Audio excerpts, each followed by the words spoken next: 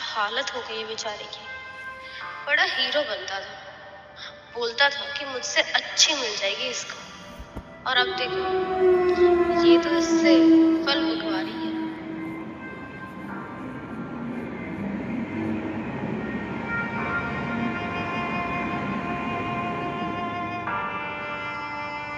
ये तरबूज कैसे दिए भैया? अरे मैडम जी तरबूज, मैडम जी 80 रुपए किलो दिए।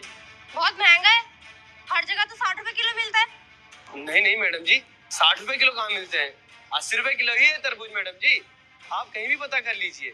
नहीं नहीं, 60 में लगाने तो लगाओ, वरना मैं जाऊं कहीं और से लूंगी।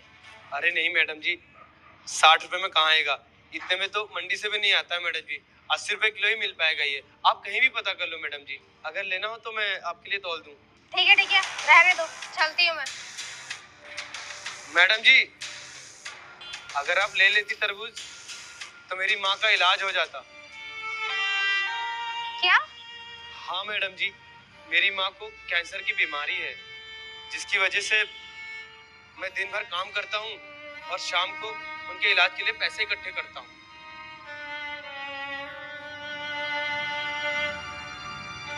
ठीक है, 5 किलो तोल दो तुम। अभी देता हूँ।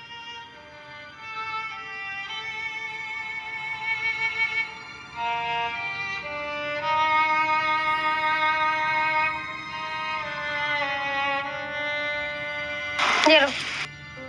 मैडम जी ये तो 500 रुपए है, 500 रुपए का खुला नहीं है मेरे पास। कोई बात नहीं, रख लो। वैसे तुम्हारी बीवी तुम्हारी माँ का ख्याल नहीं रखती क्या? नहीं मैडम जी, ऐसी बात नहीं है। 3 साल पहले मेरा तलाक हो गया था और उसके बाद मैंने शादी नहीं की। मेरी जो बीवी थी उसको कुछ मिसअंडरस्टैंडिंग हो गई थी, उसकी वजह से वो मुझे छोड़कर चली गई। उसके बाद से फिर मैं अपना धंधा और अपनी माँ, बस इन्हीं दोनों चीजों में डूबा रहा। मुझे लगता है कि तुम्हें तुम्हारी वाइफ डिजर्व ही नहीं करती। तुम इतने पढ़े लिखे, वेल एजुकेटेड। नहीं मैडम जी, मेरी बीवी में कोई गलती नहीं थी, गलती तो मुझ में थी। शायद मैं उसे समझ नहीं पाया या वो मुझे नहीं समझ पाई, या यूं कह ले कि उसको कुछ मुझसे मिसअंडरस्टैंडिंग हो गई थी, जिसकी वजह से वो मुझे छोड़कर चली गई। काश आज अगर मुझे मिलती तो मैं उसे बता पाता कि मैं उसे कितना प्यार करता हूँ और उसके बिना मेरी दुनिया अधूरी है।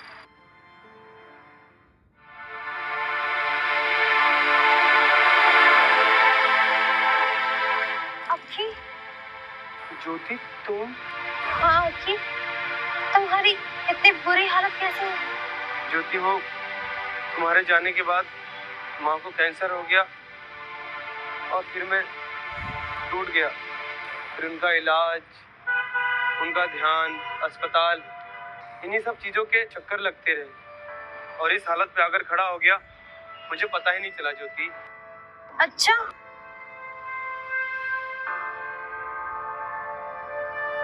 मुझे लगा कि तुमने शादी कर ली होगी, अपना घर बसा लिया होगा, खुशी खुशी रह रहे होगे।